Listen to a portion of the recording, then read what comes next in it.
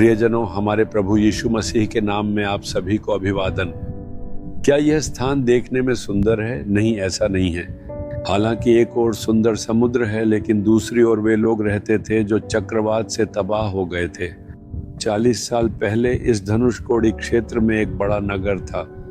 22 दिसंबर 1964 को एक भीषण चक्रवात ने इस क्षेत्र को प्रभावित किया था। उसके कारण समुद्र की लहरें उग्र हो गईं और नगर में घुसकर उसे पूरी तरह से नष्ट कर दिया। उसके बाद यहाँ कोई नहीं बसा, केवल कुछ मछुआरों के परिवार यहाँ रहते हैं और जो लोग टूरिस्ट के लिए दुकानें लगाते हैं वे भी यहाँ रहते हैं, बस इतना ही। यहाँ कोई स्थायी निवास नहीं है। फिर भी घरों के निशानी और इमारतों की नींव अब भी मौजूद है, जो हमें उन भयानक दिनों की याद दिलाते हैं।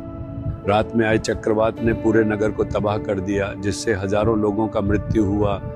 आज अनगिनत लोग यहाँ आते हैं इस जगह को देखने के लिए, जहाँ एक दुखद घटना घटी थी। शायद आप भी अपने जीवन में किसी चक्रवात या डरावनी घटना के कारण पीड़ा में हैं। प्रभु आपको यशायाह अध्याय 54 वचन 14 से एक वचन कहते हैं, तू धार्मिकता के द्वारा स्थिर होगी, तू अंधेर से बचेगी। प्रभु कहते हैं, तू धार्मिकता के द्वारा स्थिर होगी, तू अंधेर से बचेगी, तुम अत्याचार से दूर रहोगे। प्रभु आपसे ऐसा कहते हैं। मैं बहुत अत्याचार से गुजर रहा हूँ। वे मेरे कार्यस्थल पर मुझे बुरी तरह से सताते हैं। मेरे पड़ोस में लोग मेरे बारे में अन्यायपूर्ण बातें कहते हैं और मुझे सताते हैं। मेरे बच्चे भी अत्याचार का सामना कर रहे हैं। इसी तरह कोई ना कोई बात आपके मन को प्रभावित कर रही है। और क्या आप उस अत्याचार के कारण पीड़ा में हैं? आप अत्याचार से दूर रहेंगे।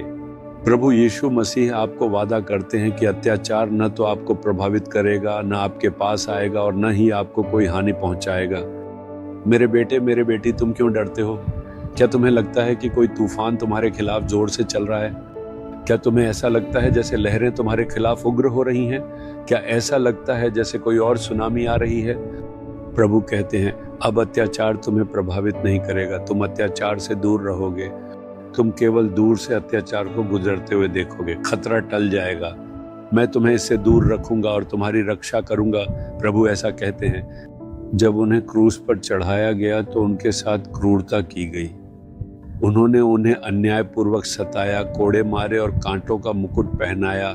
उन्होंने उन्हें भारी क्रूस उठवाया, उनके कपड़े उतार दिए और उन्हें क्रूस पर लटका दिया। क्या यह एक क्रूर दृश्य नहीं है? उन्होंने उन पर झूठा आरोप लगाया, उनका अपमान किया और उन्हें चोट पहुंचाई। यीशु पर अत्याचार हुआ। उन्होंने यह सब क्यों सहा? यह केवल हमें सांत्वना देने के लिए नहीं है जब हम इन परिस्थितियों से गुजरते हैं, बल्कि हमें ऐसे अत्याचारों से छुड़ाने के लिए भी है।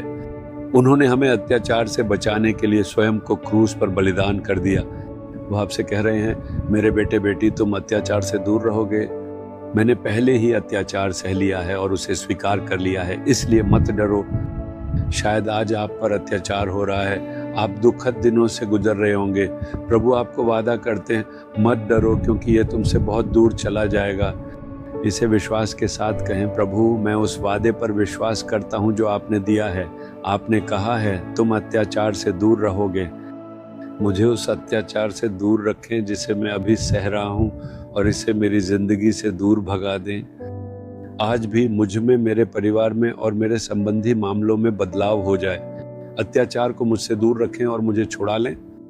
मैं यीशु के नाम में प्रार्थना करता हूं, आमीन। Jesus redeem Hindi YouTube channel को सब्सक्राइब करें।